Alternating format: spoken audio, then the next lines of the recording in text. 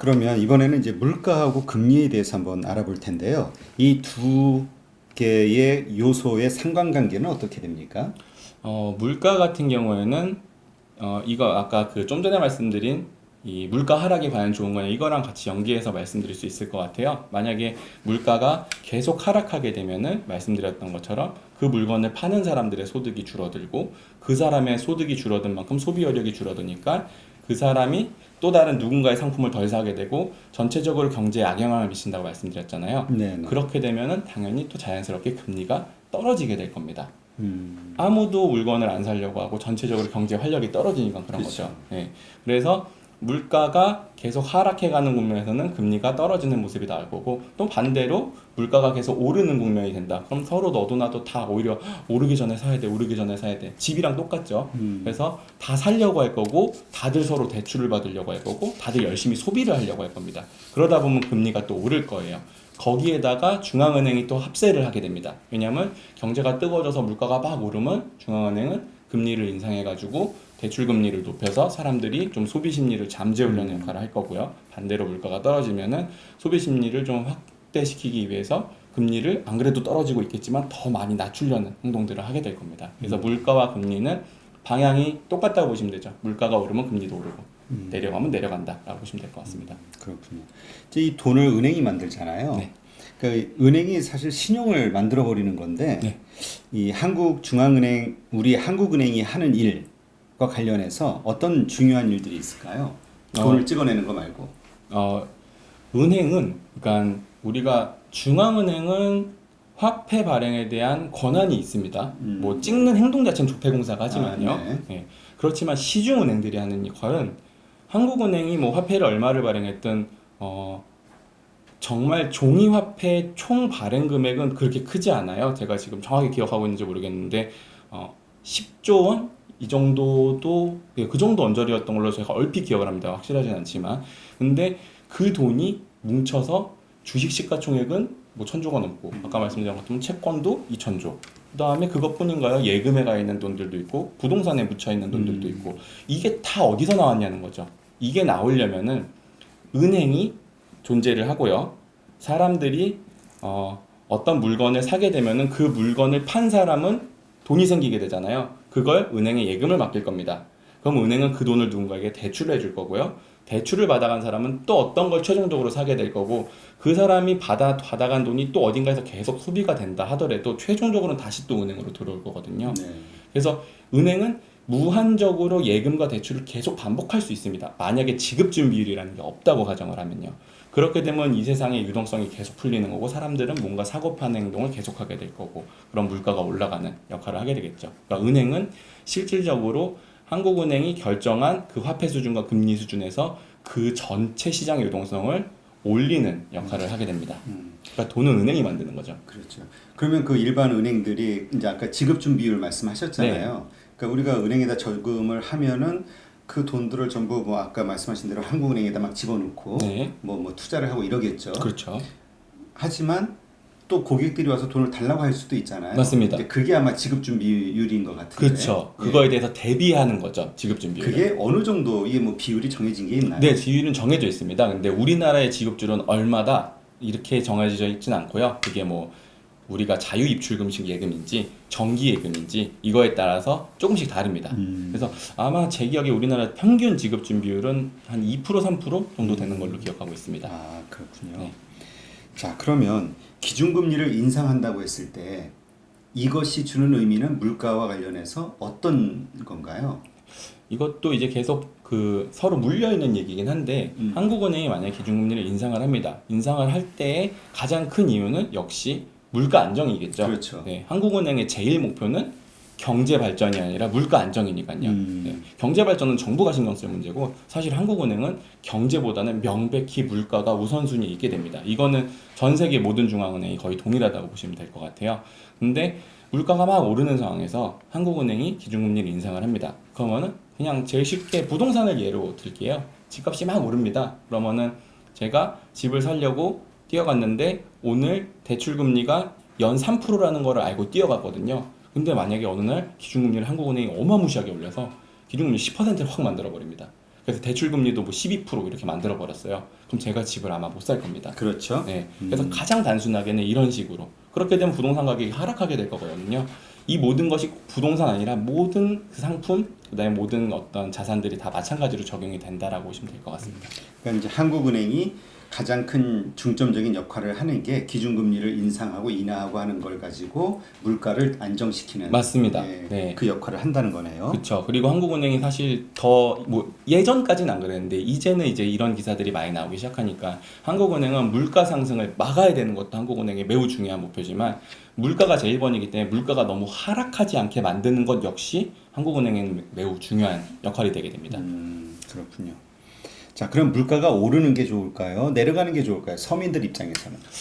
그렇죠. 뭐 이거 어려운 문제인데 내려가면 뭐 일단 돈 지출이 적어지니까 그렇죠. 당장은 좋아 보이긴 당장은 하는데요. 좋지만 네. 아까 말씀드렸던 대로 그러면은 국가의 소득과 소비가 같이 계속 감소하는 모습을 보일 테니 디플레이션은 정말 가면 안 되는 게 맞습니다. 그리고 디플레이 한번 빠지면은 잘 인플레를 잡는 것보다 디플레 잡는 게 훨씬 더 어렵다는 얘기를 정말 많이 해요. 왜 가장 큰 이유가 뭐냐면은 인플레는 금리를 마구 올리면 됩니다. 뭐 막 물가가 오른다? 그럼 뭐 기준금리 10% 만들고 20% 만들고 그래 끝까지 한번 가보자 30% 만들고 그럼 사람들이 정말 소비 못할 거거든요. 대출금리가 너무 많이 그렇죠. 올라가니까. 근데 한번 그 심리가 디플레로 가버리면은 한국은행이 할 수 있는 방법은 금리 인하밖에 없잖아요. 근데 금리 인하는 사실 그냥 이론적 하한선이 0%가 될 수밖에 없잖아요. 그래서 0%보다 더 밑으로 갈 수 있는 방법을 한국은행이 고민하기 시작하게 됩니다. 그러니까 일본도 지금 20년째 그 해답을 명확하게 못 찾고 있으니까 물가가 계속 0% 약간 마이너스 이런 식으로 움직이는 거거든요. 그래서 그런 부분을 감안을 하면은 물가는 딱 그 나라의 경제 체력에 맞는 수준 정도. 현재 한국은행의 물가 안정 목표는 연 2%를 맞추자라는 거거든요. 네. 그 정도 수준에서 그냥 꾸준하게 움직여 주는 것이 제일 이제 바람직하다라고 볼 수 있을 것 같습니다. 근데 이제 지금 갈수록 이제 우리가 고령화 사회가 이제 시작이 되고 있잖아요. 네. 점점 늘어가고 고령자들의 숫자는. 근데 이제 이 뉴스를 들어보면은 이 자본의 어떤 수익률은 갈수록 낮아지고 있고요. 있고 그렇다면 연금 우리가 낸 그 연금이 어떤 적정한 수익률을 거두어서 그 돈을 가지고 우리의 노후를 보장해주기는 지금 아주 어려운 상황이 될 수 있다라는 이야기가 있거든요. 요거에 대해서는 어떻게 생각하세요? 매우 어렵죠. 매우 어렵죠. 어렵죠. 네. 일단은 우리나라 지금 현재 출산율이 1명 아래로 떨어졌잖아요. 부부 둘이 결혼해가지고 한 명을 채 안 낳는 세상이 돼버렸습니다. 이 상태로 영원히 가게 되면 우리나라의 인구는 언젠가 0으로 수렴을 할 수밖에 없는 거잖아요. 그럼 그렇죠. 당연히 연금 낼 사람이 없으니까 연금 무사하지 않을 겁니다. 다만 이제 저희 입장에서는 이제 우리까지는 세이프할 우리까지는 가능성이 좀 예, 매우 있죠. 네. 아. 왜냐하면 연금이라는 거는 꼭 계속 늘어나지 않아도 되거든요. 그냥 누군가 신규 돈을 내고 있는 연금의 금액보다 지출되고 있는 연금의 금액이 더 작기만 하면은 연금은 꾸준하게 계속 갈 수 있을 겁니다. 근데 현재 이 출산율과 인구 구조로는 그건 어렵지만 그렇다고 이미 지금 국민연금 700조가 있는데 이게 어느 순간 한순간에 화를 없어지지 않을 거고 또 계속 시간이 가면서 정부도 이걸 알고 있기 때문에 계속 더 많이 연금을 걷고 덜 주려는 거를 끊임없이 할 겁니다. 그래서 뭐 제 생각에는 현재 뭐 국민연금 고갈시기 논의되고 있는 것들이 뭐 2040년대 후반, 2050년대 초반 뭐 이런 것들을 얘기하고 있지만 분명히 정책은 바뀔 거고 2060년, 70년까지는 이 제도 자체는 존재는 할 것 같습니다. 그렇지만 현재 출산율 하에서는 영속적인 구조가 될 수 없는 거는 명백하죠. 근데 다만 저희 지금 이 방송을 보고 있는 저희까지는 뭐 초등학생이 보고 있지 않는다면 네, 저희까지는 일단 간다고 생각하고 있습니다. 네. 이게 아마 연금이 구조 설계를 할 때 인구 구조를 피라미드로 생각하고 뭐 만들었다는 얘기를 얼핏 뉴스에서 본 것 같은데. 네, 뭐 피라미드까지는 안 돼도 최소한 종 모양 정도는 유지가 되면은 그냥 계속 들어오고 나가고가 비슷하게 갈 거잖아요. 또 올라가시면 돌아가시고요. 근데 지금은 이제 종이 아니라 이렇게 아예 총알 모양의 이렇게 뭐라고 해야 될까요? 완전 다이아몬드, 옆으로 네, 피라미드. 네, 이렇게 되고 있는 게 문제가 되겠죠. 근데 이제 아까 우리 연기금의 어떤 그 수익률, 수익률이 정말 낮을 수밖에 없다라고 이야기를 하셨는데, 그런 이야기를 하시는 분이 있어요. 미국 같은 경우는 연기금의 수익률이 높다. 그 중에 이유 하나는 그 주식에 적극적으로 투자를 해가지고 거기에서 높은 수익률을 거두어서 모두가 다 안전된 노후 생활을 즐길 수 있게 해주는 프로그램이 있다라고 이야기를 하시거든요. 일단 먼저 동의하세요? 동의하죠. 네. 미국 같은 경우는 네, 그게 뭐 미국이 되게 잘하고 잘났다 이렇게는 생각 안 하지만 우리나라의 초기 국민연금이 주식의 비중이 극도로 제한되고 채권의 비중이 거의 전부였습니다. 그렇게 되면 당연히 수익률이 제한적일 수밖에 없잖아요. 그렇죠. 그러니까 이제 아무래도 그런 부분을 못 따라갔던 게 명백히 존재를 했었고요. 또 이제 과거에는 해외 투자를 정말 싫어했어요. 그리고 해외에 꼭 투자를 하게 될 일이 생겨도 100%다 환을 해지하고 들어갔거든요. 그래서 원달러 환율의 변동 이런 거에 전혀 영향을 받지 않도록. 근데 이게 이런 쪽 내용을 조금이라도 공부를 하다 보면 나오는 것이 항상 분산 효과고, 이걸 이제 쉽게 표현한 것들이 뭐 달걀을 한 바구니에 담지 말아라 이런 내용들이잖아요. 네. 그렇게 되는 게 그냥 경제학적으로는 분산 효과라는 걸 만들기 때문에 그 얘기를 하는 거거든요. 근데 한국의 이전까지의 특히 뭐 국민연금, 연기금, 뭐 보험사 이런 곳들의 투자가 아무래도 채권에 집중됐기 때문에 이런 비교가 나왔던 거고, 지금은 이제 점차 우리 또 깨어가고 있죠. 그래서 국민연금도 그렇고 보험사들도 그렇고 해외 투자를 많이 하고 있고 주식 투자 비중도 계속 높이고 있고, 그다음에 환해지도 이제 점점 안 하는 분위기로 가고 있긴 합니다. 나아지는 과정이라고 생각합니다. 아직 멀은 거죠. 미국처럼 되려면 주식의 비중이 그러니까 지금 현재 연기금들의 그 주식 비중이 네. 어느 정도 되나요? 한 40% 정도로 알고 있습니다. 높아진 건가요? 그렇죠. 예, 많이 높아진 거죠. 예. 미국 같은 경우는 어떻게 될까요? 그거는 이제 미국은 사실 국민연금은 없거든요. 네. 그래서 이런 국민 모두가 가입하는 연금이 그렇게 흔하진 않습니다. 네. 그래서 뭐 호주, 일본 그 정도가 아마 있을까요? 미국은 이제 뭐 우리가 흔히 말하는 그 미국 연금들이 공무원 연금, 뭐 캘리포니아주 공무원 연금 뭐 이런 것들이거든요. 그래서 그 미국은 각 이렇게 지역마다 연금이 뭐 가입자도 그렇고 지역마다 다르기 때문에 연금마다 특성이 다 다를 거예요. 보통 그런 주식 비중을 거기는 대략 몇 % 정도 가져갈까요? 그것도 뭐 이제 연금마다 당연히 다르겠지만 우리가 그 많이 얘기하는 메이저급 네, 뭐 정도군요. 캘리포니아 공무원 연금 이런 것들은 주식 투자 비중이 뭐 60% 이상 이런 걸로 제가 얼핏 알고 있습니다. 아직 우리가 40% 정도라고 하면 더 늘려야 되겠네요, 사실은. 앞으로도 계속 늘려갈 계획이 있는 걸로 알고 있습니다. 네. 자, 그러면 우리가 보통 보면은 이렇게 왜 물가 지표를 정부에서 발표하잖아요, 통계청에서. 그러면 뭐 몇 프로 안 올랐대. 근데 우리 주변에 보면 밥값이 올라가고 막 체감 맞습니다. 물가는 장난이 네. 아니거든요. 이런 괴리감은 왜 생기는 건가요? 제가 이 부분은 사실 드릴 말씀이 되게 많아요. 근데 뭐 최대한 뭐 이렇게 축약해서 네. 좀 쉽게 말씀을 한번 드려볼게요.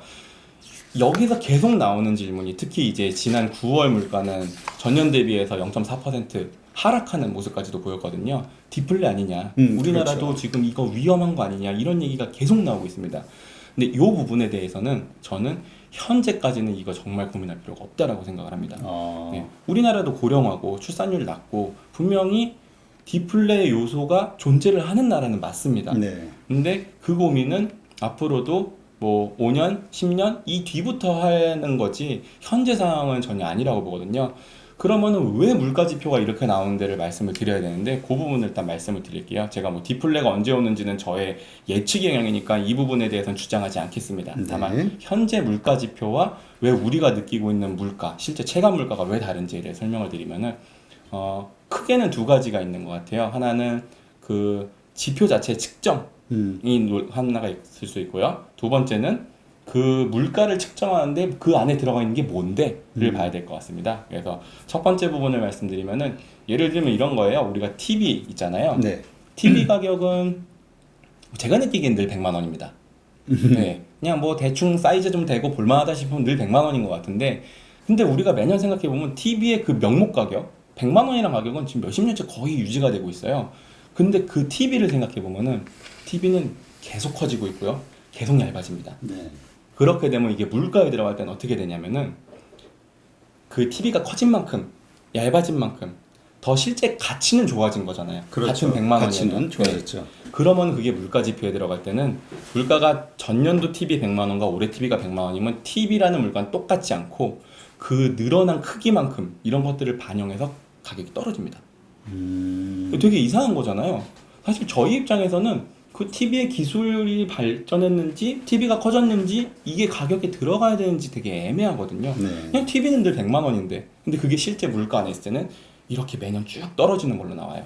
어마어마하게 떨어지는 걸로 나옵니다. 이런 항목인데 이거 하나뿐이냐? 또 있죠. 뭐 예를 들면 통신비 이런 것도 우리가 내는 요금은 오르긴 오릅니다. 뭐 예전에는 뭐 3만 원 내는 게 지금 막 8만 원, 9만 원씩 내고 그렇죠. 있죠. 요금제에 따라 또 네, 틀려지고 하니까. 그렇죠. 그래서 내는 요금은 뭐 한 두세 배 올랐는데 라고 생각하지만 우리가 과거에 쓰던 데이터량을 생각해 보자는 거죠.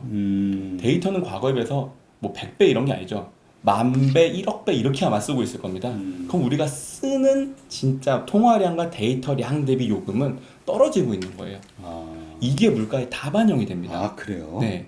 그럼 또 이제 자동차 같은 것도 우리가 매년 차값이 오르잖아요. 실제 물가에 들어가면 자동차 값이 어떻게 나오냐면은 매년 똑같습니다.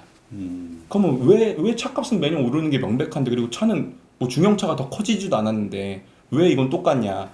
차도 계속 발전을 하잖아요. 옛날에는 ABS도 없었고 에어백도 없었고 이랬는데 지금 뭐 ABS 기본 뭐 후방 카메라 블랙박스에 막 에어백은 막 8개씩 터지잖아요. 그런 것들이 다 가치로 반영이 돼서 가격이 올라도 이 자동차의 가치가 올라갔다고 판단해서 가격이 똑같습니다. 이 되게 이상한 겁니다.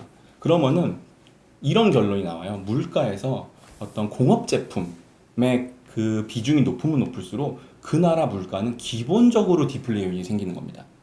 그렇게 되잖아요. 그렇죠. 왜냐면 기술은 계속 발전할 거니까요. 앞으로도 계속. 그렇죠. 그래서 여기서 아까 말씀드린 두 번째가 나옵니다.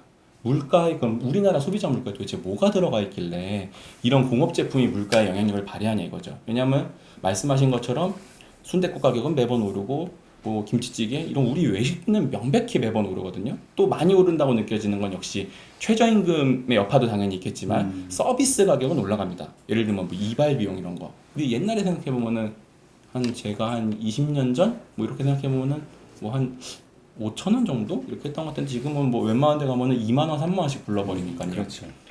이런 것들의 그 비중이 어떻게 되길래 이렇게 될까 생각해 봐야 되는데 가장 결정적인 차이가 딱 하나가 있습니다. 이거는 우리나라가 특별하게 좀 많이 좀 차이가 나는 건데 이것 때문에 다른 공업 제품 비중이 높아진 거고요. 우리나라 전체 소비자 물가에서 집값이 차지하는 게 몇 프로 정도 될 것 같다고 보세요? 잘 모르겠는데. 이게 우리나라는 10%입니다. 어. 그러면 그냥 직관적으로 이상하거든요. 왜냐하면 소비자 물가라는 거는 도시 소비자가 자기가 월별로 쓰는 금액의 비중대로 물가 그 항목들을 넣어놓는 거예요. 그렇죠. 근데 우리가 단순히 생각해도 집에 대해서 지출하는 비용은 굉장히 많거든요. 근데 그게 10%밖에 안 된다고? 라는 생각이 들 수밖에 없습니다. 왜 이런 차이가 발생하게 되냐면 미국 같은 경우에는 30%가 넘어요. 이 집이 차지하는 비중이 물가에서. 그러면 아무래도 물가가 조금 더 자기 생활에 밀착해서 움직인다는 느낌을 들게 될 건데 우리나라는 지금 가장 큰 괴리가 집값 계속 올라가. 외식비 계속 올라가는데 물가가 빠진다고? 왜? 이렇게 되는 거거든요. 우리나라는 그 소비자 물가에 그 집 관련된 비용이 두 개가 들어가는데 하나가 전세고요, 하나가 월세입니다. 매매 가격이 들어가지 않습니다. 미국은 매매 가격이 들어갑니다. 이 차이가 체감 물가와 실제 물가 지표의 차이를 또 만드는 굉장히 결정적인 요인 중에 하나예요. 집값 올라간 걸 하나도 물가는 반영하고 있지 않다는 거죠. 전세 가격은 또 그럼 전세 많이 오르잖아 라고 생각할 수 있거든요. 근데 이게 또 물가에 들어갈 때는 전세 가격은 제가 2년 동안 고정적으로 딱 박아놓고 2년 뒤에 돌려받는 돈이잖아요. 그렇죠. 그러니까 이거를 물가화 시킬 때는 이거를 비용으로 바꿔야 됩니다. 그래서 전세 가격을 월 이자 금리를 반영해서 월 비용으로 이렇게 바꿔놓거든요. 그렇게 되면은 어떤 현상이 발생하냐? 전세가 예를 들면 2배를 올라요.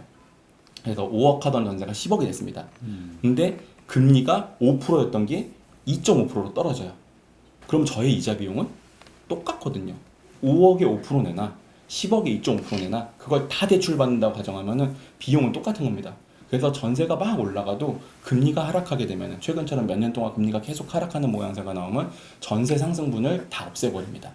그래서 물가 지표에 들어가는 전세와 월세가 계속 또 가격이 비슷하게 가는 모습을 보여주고 있는 거죠. 이런 부분 때문에 저는 체감 지표와 물가 지표가 차이가 난다고 생각을 하고 있고 그래서 이런 걸 다 감안하면은 우리나라는 현재는 전혀 디플레가 아니다라고 생각을 합니다. 그러니까 실질적으로는 되게 오르고 있는 상황인데. 그렇죠. 이건 그냥 우리가 느끼고 있는 그러니까 거잖아요. 우리가 느끼고 있는 체감이 사실은 사실이다. 현실이다. 네. 이거죠. 물가 지표가 좀 그런 측정 부분에 있어서 그런 부분들이 있다. 그러니까 이게 지금 저는 물가지표가 전 세계적으로 이게 공인된 하나의 공용의 어떤 표준 기준을 가지고 있는 줄 알았는데 맞습니다. 그게 맞습니다. 아니라 나라마다 다 틀리네요. 네, 그게 어느 정도 국제 표준은 있는데 음. 각 국가의 재량권을 인정한 부분도 많이 있거든요. 뭐 예를 들면 한 가지만 더 말씀드리면 그것도 있어요. 그 이제 우리가 과거 박근혜 정부 때였나요? 그 대학 등록금에 대해서 국가 장학금을 주기 시작했잖아요. 예, 예. 그래서 그때 지급되는 장학금의 비율이 전체 대학 등록금의 한 30% 정도를 쐈어요. 엄청나게 많은 장학금을 국가가 뿌린 거죠. 그거 다 국민 세금이잖아요. 그렇죠. 예. 근데 그 부분이 그러면은 실제 어쨌든 내가 내 자식이 대학을 다니고 있으면 저는 혜택을 보게 되는 셈이 되거든요. 그러면 내가 그 국가에서 받은 30%의 장학금으로 인해서 저의 그 소비되는 돈은 줄어들었으니까 물가에 반영을 할 거냐 말 거냐가 중요해집니다. 대학 등록금에 그 국가 장학금을 반영하냐 마냐. 그렇죠. 근데 우리나라가 그때 반영을 한 거죠. 요런 부분은 재량권이 있습니다. 그때 반영 안 해도 됩니다. 그래서 그때 반영을 했기 때문에. 그러니까 아무래도 우리나라 물가 지표는 과거에는 물가가 오르는 게 더 부담이 되는 상황이어서 그렇죠. 물가 지표가 전체적으로 좀 안 오르는 방향으로 자꾸 설계가 됐다고 저는 생각을 해요. 근데 이제는 이제 그 상황이 점차 바뀌어가고 있는 거죠. 그러니까 정책적으로 우리 일 잘해라는 걸 증명하고 싶어서 가능하면 물가를 낮출 수 있는 방식으로 뭔가 네, 통계를 그렇죠. 만들었겠죠. 네, 그렇게 될 것 같습니다. 그럼 이제는 한번 통계에 대해서도 좀 다시 한번 생각해 볼 이제는 필요는 이제 세상이 바뀌었으니까 그렇죠. 우리가 시대가. 진짜 실생활 물가를 반영할 수 있는 지표를 만들어야 되지 않나라는 논의도 나올 만한 시기인 것 같습니다. 네, 그렇군요.